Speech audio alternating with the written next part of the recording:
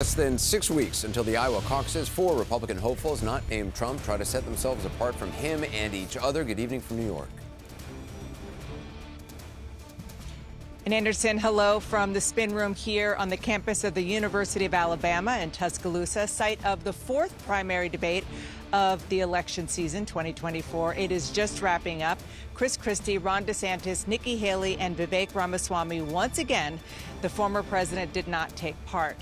Nikki Haley, who has, of course, been rising lately as a contender in some polls and in the eyes of some campaign watchers and certainly in the eyes of some big donors, she had a lot of criticism heading towards her tonight from DeSantis and Ramaswamy.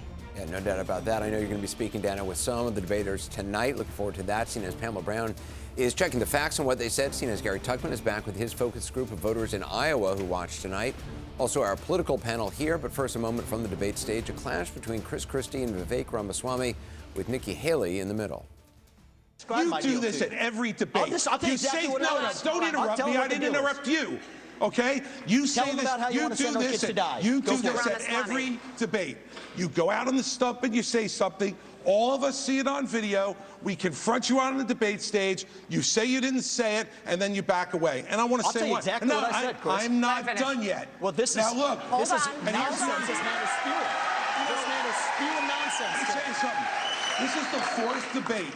The 4th debate that you would be voted in the first 20 minutes as the most obnoxious blowhard in America. We're now 25 minutes into this debate.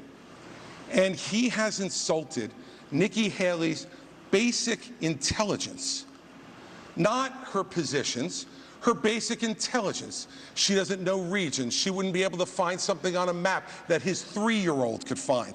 Look, if you want to disagree on issues, that's fine. And Nikki and I disagree on some issues. But I'll tell you this, I've known her for 12 years, which is longer than he's even started to vote in a Republican primary.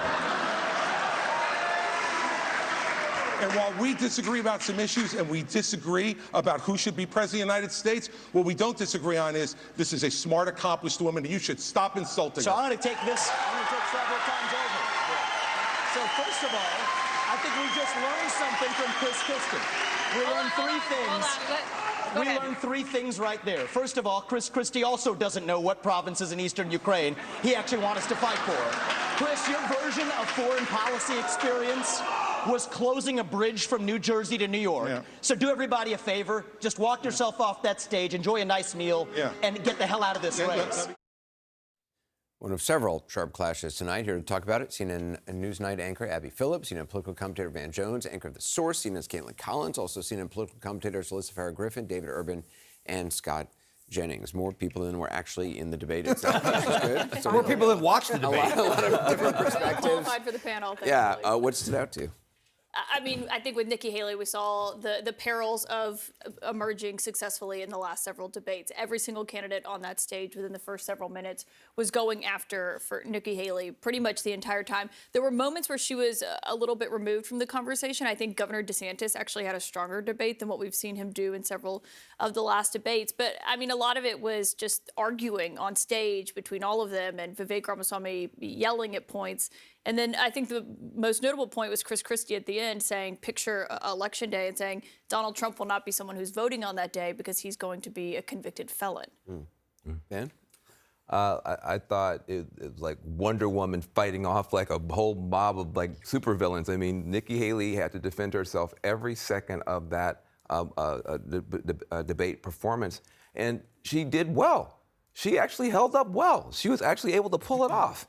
And even when Vivek was saying that she didn't know the provinces, she knew the provinces. I'm like, so, you know, Nikki Haley did a great job. But I was very proud of Christie. Christie was a scholar and a gentleman tonight. Abby? Yeah, I mean, I think Nikki Haley took a different strategy than we've seen from her. She actually kind of took a step back a little bit, which really underscored the fact that she's the front runner in the race right now. She had a lot coming at her. She didn't try to be in every moment. She had Christie defending her. He probably did a better job defending her on the stage than doing anything necessarily for his own campaign.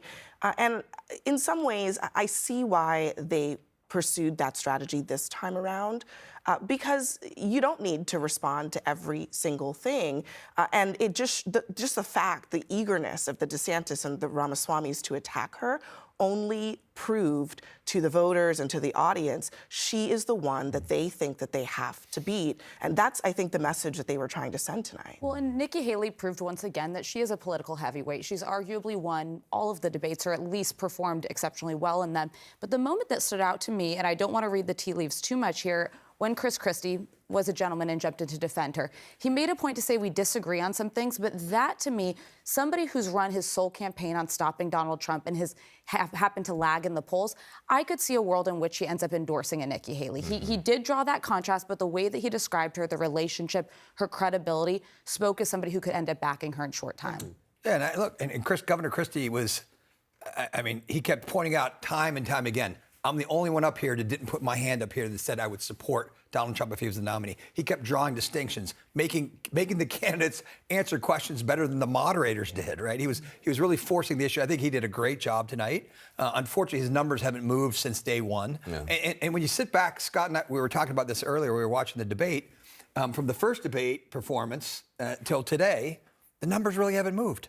Trump has been in the high 50s, low 60s. DeSantis has been 13, 14. Nikki Haley has kind of come up a bunch, and Vivek Ramaswamy has dropped, and Christie's kind of stayed the same. So, you know, it's reshuffling the deck chairs on the Titanic here a little bit on this side of the aisle. But, you know, Nikki Haley had a solid performance tonight, and Christie, I think, did very, very well. For the sake of this commentary, we'll assume that any of these people have a chance to beat Donald Trump. So I think what we saw tonight, I saw alliances forming tonight. Yeah. For the first time, we really saw alliances. The pre-Trump GOP, Christie and Haley, versus the post-Trump GOP, DeSantis and Ramaswamy, who were teaming up to attack Haley. As you pointed out, Alyssa, Christie came to Haley's defense. That is one thing that stuck out to me. But as I was watching them, and I do agree that the narrative here is going to be that Haley was attacked, therefore that means she must have momentum. DeSantis churns out solid Republican conservative content on virtually every question. He did not bobble a single question tonight. Ramaswamy once again hurt himself, just as he has in every single debate. But the one thing that really dawns on me is there's not room enough in Iowa for both Haley and DeSantis, and there's not room enough in New Hampshire for both Haley and Christie if any of them hopes to get close to Donald Trump.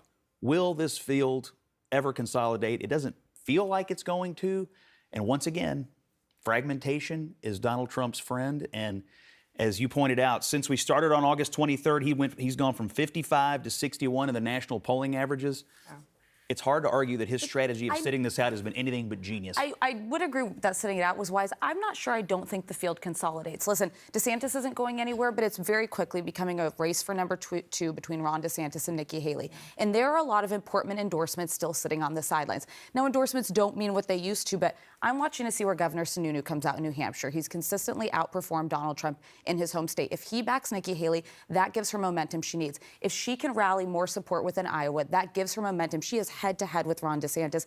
And Christie, he does still poll about 5% in New Hampshire. That's a bit of support that she could pull off there. So I think we're at a place where it's head-to-head, and there's still a chance to take him on. I think today felt to me about a fight for momentum. And I think we do have to give DeSantis some credit. He had a very strong debate. I mean, just in the last couple of days, some of his people, after that debate that he had with Gavin Newsom, they were really excited because he was sort of demonstrating a growth that they wanted to see from him.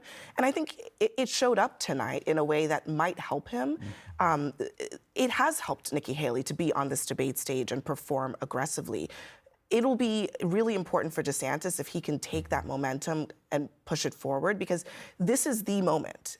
There's no more time left before Iowa. Like, this is the moment that he has to show that there's going to be a surge going into Iowa. Otherwise, it's hard to see what the path is. It would have been good for that to happen for him tonight, and I just don't think that it did. It's too little, too late, I think. Yeah, I mean, the thing about it is, there's something about him. It's just hard to like him. Like he comes out there, he lands all the points, he lands all the talking points, but there's his affect. And I hate to say it, this is kind of petty and shallow, but his affect, he looks uncomfortable. He doesn't like anybody there. Doesn't like, and it makes it hard for people to connect. So I think that people are There's a reason that he's like a bottle of soda that's losing the fizz.